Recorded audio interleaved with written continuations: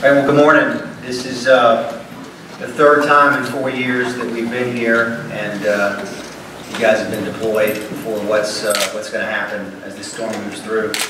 And we've seen in previous storms, look, there's risk. There's been real injury by the teams that are in this room. So y'all be careful, be safe. Know that your city appreciates you, and if you need anything from us, we're here to do whatever we need to do. So thank you. Chair? Yeah, just to echo, listen, the main thing is to be safe. You know, don't push the envelope, go do your jobs, which we know you will, but you know, if it's when it gets time to pull back a little bit, we're going to pull back and let the worst of the worst come by, and then you guys get back out and get back to work as soon as it's safe. But really look out for each other. You know, make sure again you're not taking any unnecessary risk, and let's begin. Good morning. Thank y'all again for being here. This is a extremely important mission, as y'all all know.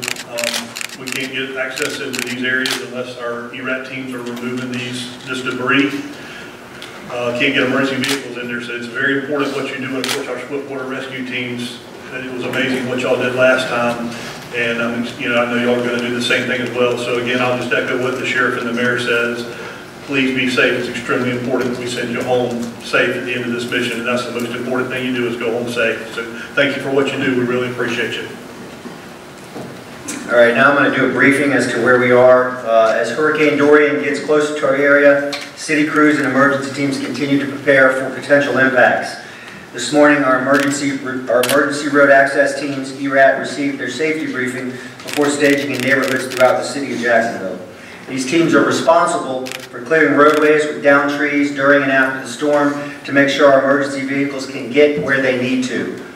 Our area remains under a tropical storm warning, hurricane watch, and storm surge warning along the coast. While the latest forecast cones have the center of the storm remaining offshore, we will feel major impacts from this storm, including high winds, heavy rains, and flooding waters. And while no two storms are the same, I would remind you that Matthew wiggled itself offshore 3 years ago and we saw those impacts.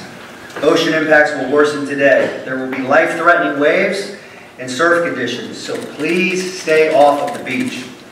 I need to stress to those living in evacuation zones A and B, low-lying areas and manufactured homes, please evacuate today. Get out now. Durian is a major storm and has the potential to bring strong winds, high waters, and significant storm surges. If you live in one of these areas, there may be a point in time during this storm where if you call 911, they won't be able to get to you. You'll be on your own. And when tropical storm force winds impact our area, bridges will close and you will not be able to leave. For you and your family's safety, please leave today. This is your last chance to evacuate. Check on your neighbors as conditions continue to deteriorate tonight. We have 12 shelters open throughout the city, including general population, special medical needs, and pet-friendly locations.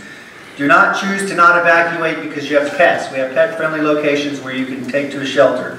As of 8 a.m. this morning, we had 360 evacuees in our shelters. If you go to a shelter, please bring your supplies with you, including an air mattress, blankets, pillows, imported papers, and food and water. The list of shelter locations can be found at the jacksready.com and the JacksReady mobile app. Our partners in the Jacksonville Transportation Authority are continuing to assist with evacuations by helping citizens get to local shelters. At 1 p.m. today, JTA will suspend all transit services in advance of potential impacts from Hurricane Durian. This includes all fixed routes, First Coast Flyer BRT lines, and the Skyway. After that, JTA will focus on the paratransit and evacuation operations. The paratransit service will only perform life-sustaining and evacuation trips. Customers with special needs must register with the city at 630-CITY. Call 630-CITY if you have special needs to register and access special transportation. Evacuation shuttles stationed at Jacksonville Beach Elementary, Mayport Middle School, and Fletcher High will continue to run as long as conditions are safe. If you have questions about the status of a flight, contact the airline directly rather than contacting the airport or JAA. A number of cancellations have been reported, so please contact your airline before you go to the airport. In short, today is your last day to get prepared for Durian. If you are in zones A or B, low-lying areas, manufactured homes, you need to evacuate. Stay alert, stay tuned to local news for the latest information, and everybody please be safe. Sheriff? Thank you, Mayor. So 2 quick updates from me. Traffic is not an issue, and it should not be a deterrent for evacuation. The Mayor's covered the other issues around the need to evacuate. And again, as we've been monitoring traffic the last couple of days, traffic is very light. And again, so plenty of room on the roadways for you to evacuate. And then the bridges, secondly. We're going to continue to monitor the bridges, as has been mentioned a lot in the last couple of days. Once the bridge, once that wind speed reaches 40-mile-an-hour sustained winds, we will close that bridge. Once it's closed, we do not anticipate reopening it again until the storm passes. So stay tuned to Twitter and other media outlets, and you can find out when the bridge that is near you is going to close. So we anticipate that at some point in time overnight tonight. We do not have a time, and again, it's based on the wind speed on that particular bridge. So with that, just stay tuned for updates. Just a quick update on what JFRD is doing. Beginning this morning, we implemented some surge staffing. We're putting in 5 emergency road access teams, 7 swift water rescue teams. Those are going to be strategically placed throughout town. We've also put in 5 additional rescue units in strategic areas of town, and 4 additional engine companies should they be needed. So we've got our plan in place, and we're ready to go. All right, for the media, if you've got any questions for any of us up here. Mayor. Yes.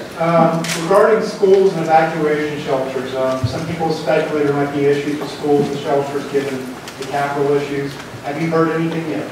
I mean, we heard the superintendent yesterday when we were briefing say that they've checked all the shelters, they're fortified and ready to go. We all speak with one voice at this moment in time. Safety of our people. Mr. Mayor, how worried are you about the flood threat of this storm compared to our platform?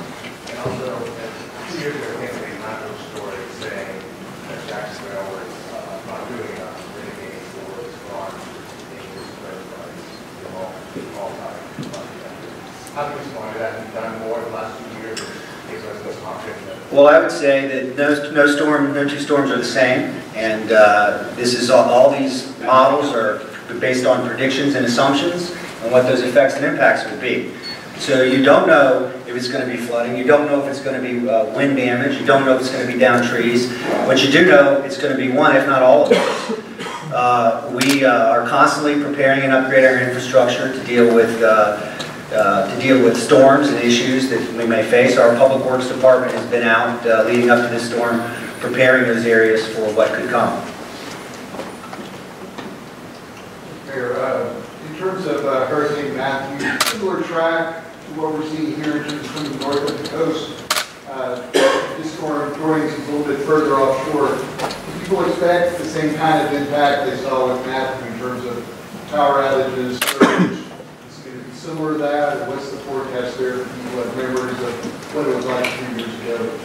I mean, again, you can't predict with precision exactly what's going to happen. We do know that with tropical storm winds on the coast, that you likely will have storm surge, you likely will have flooding, you likely will have down trees, one if not all of those. So, you know, my concern is, as people watch this, 3 years ago, we were dealing with what looked like much closer to our coast, at one point looked like a direct hit. And so people, they evacuated. They saw what was potentially coming, and then it wobbled off a little bit, and we saw how serious it was. It still was. I remember not only the beaches communities, but I was in neighborhoods. I saw a tree laying right in the middle of someone's house, and fortunately that person had evacuated. So this is no time to rest and think that everything's going to be okay. This is still a very serious storm effects that are going to come through our coast and could affect low-lying inland areas. Just to follow up, in terms of the number of people in shelters, is that about what you would have expected, given the urgency of getting people to evacuate, or people seem to be riding it out at this point? Dave, all we can do is communicate what's coming, communicate the seriousness of it, and I hope that people heed those orders for their lives and their families' lives, but also for the people in this room. People that stay behind in evacuation zones could be potentially asking people that work for the city, fire rescue, police, JEA, public works, to put their lives in danger because someone decided not to leave. Sheriff Williams, do you anticipate being able to give any buffer time to people who need to get over the bridges before they're closed? So no, we're not going to give any lead time. I would encourage everybody to watch the forecast though, and stay plugged into that. So, we won't know, not all the bridges are monitored electronically, so we have to actually send, in some cases, an officer up with a wind meter to check that. So we'll be doing the same thing. We're monitoring the forecast, and when we feel like it's time to check it, we'll go check it, and then we'll put the word out. But really today, and this, this press conference today is notification that it's coming. So make your plans, make your preparations, and know that we will be closing the bridges at some point, and we just can't give you a timetable on that.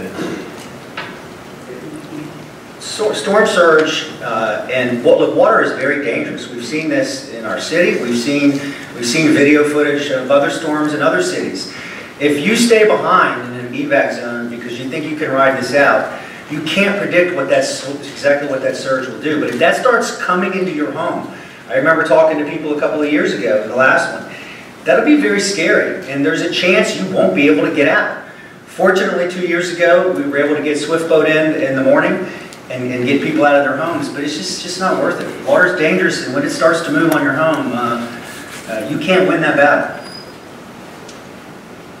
All right, I'll close again to all the folks in this room. Our prayers are with you. Appreciate all that you do. And just be safe and take care of yourselves. I ask the entire city of Jacksonville to pray for you, all of you. Thanks.